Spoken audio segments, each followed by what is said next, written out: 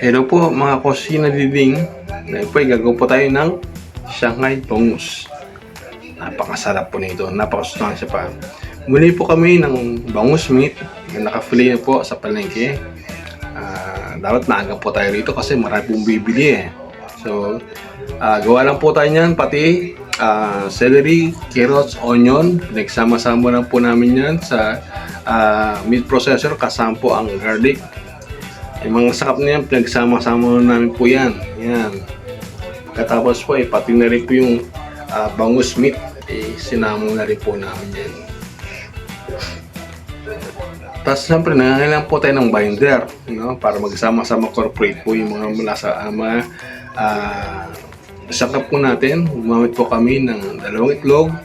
Siyempre, nag-choosing nor. Baka naman. Yan. Siyempre, titimplahan po natin yan. Nasa inyo po yan, no? Kung gusto yung maraming paminta, at siyempre asin, kung ganong kalat, kayo na pong bahala dyan. Nasa inyo po yan. Tapos, siyempre, make sure malinis yung kamay natin.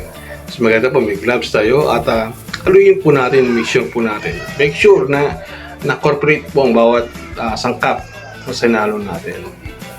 Tapos, siyempre, kailangan, bago natin ibalot sa wrapper yan, kailangan gawa mo tayo ng pandikit po natin. Yan. Actually, simple lang. Water, tsaka harina lang po. Tubig, tas yun na.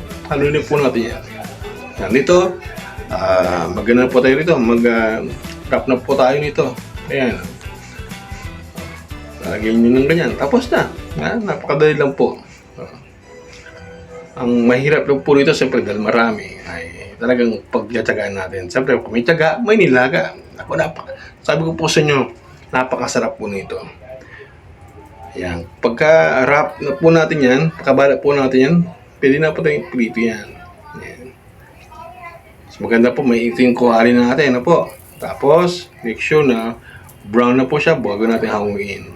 Yan. Actually, pwede na po yan eh. Pero sa akin po, ginawa po namin yan, pinutol-putol po namin yan. Kasi marami po kasi kakain eh. Shanghai na bangus. Yan.